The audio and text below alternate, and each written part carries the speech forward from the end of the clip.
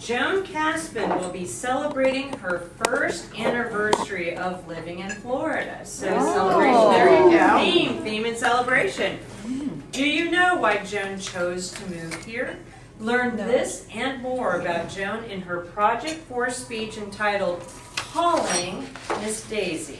Please welcome Joan Caspin.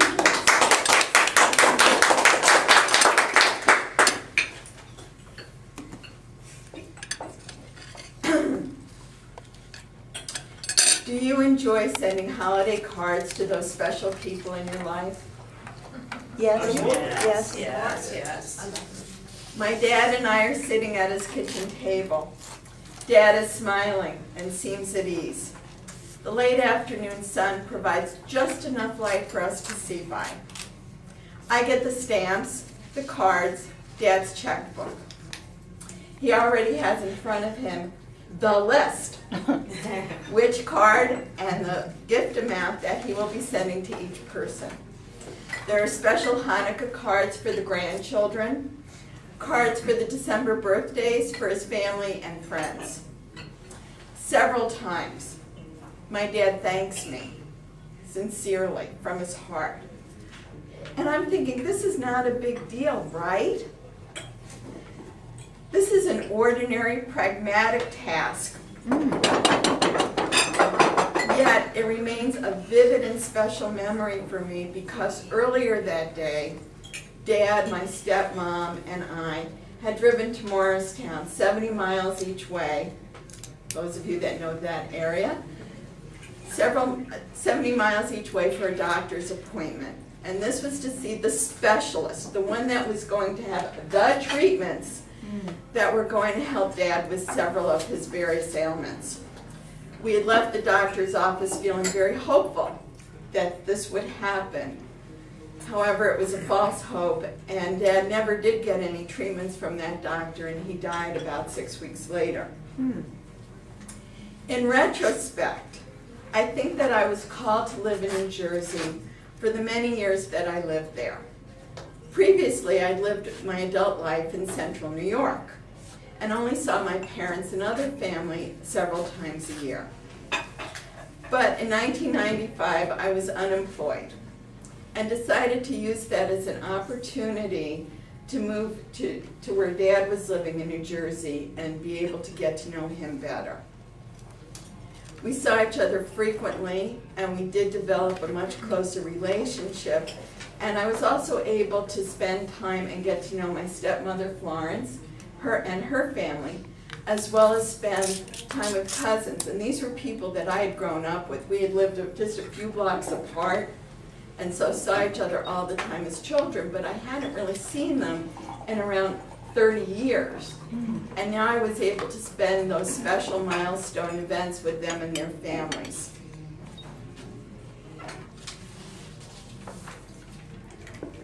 Most importantly for me, and I think for my father, was that I was there during the last years of his life when he was so sick, as he battled several serious illnesses.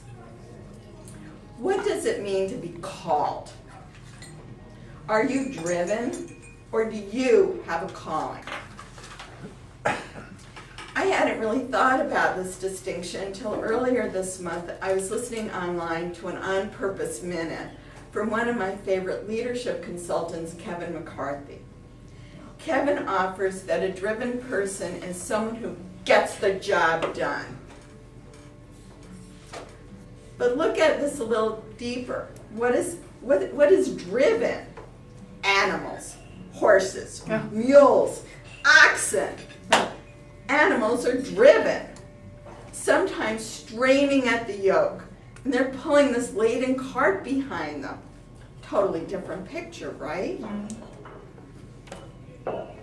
For many of us, it's easy to get in a rut, on track. We go around and around and around, whether it's in work or in life. We're straining at that yoke, and we keep thinking, well, maybe eventually it'll work out better. How's that going to happen? It's just not a very pretty picture, is it? Being driven. Some of you who have gotten to know me have commented that I seem to be driven. And yes, I am very competitive and goal-oriented. I get the job done. But driven like an ox? Yuck! That's not how I want to live. In contrast, Kevin suggests that a person who is called does so by walking into it, standing tall. That it's a conscious choice based on the person's wanting to make a difference, wanting to make their unique contribution from their heart and soul. That a person is integrated, that a calling is integrated with our purpose, with who we are at the soul level.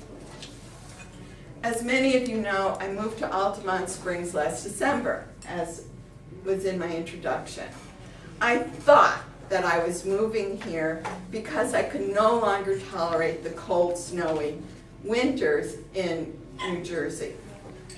Recently, though, I realized that I was called to live here, and again to strengthen family relationships, but this time with my sister and my mother's family and cousins, all of whom live in South Florida. And that is happening, which is really kind of neat. I also believe that I have a calling to be a Take Shape for Life health coach, that I am making a difference in people's lives, and that specifically I'm meant to do it here in Florida. I love watching movies, and I often ponder them to glean learnings about relationships or to solve problems. One of my favorites is Driving Miss Daisy. Do you like that movie also? Mm-hmm. Yes. Yeah. Yeah, very hard, it's from the heart. When I was writing this speech, I was thinking about what to call it, the title of it, and I was thinking about driven versus called, and what came to me was Driving Miss Daisy.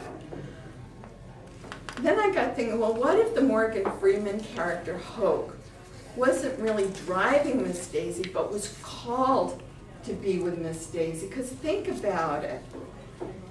He made a difference in her life. Their initial prickly relationship developed into a decades-long friendship that impacted both of them. Maybe the movie should be renamed Calling Miss Daisy. Oh. Are you driven or a person with a calling? Thanks.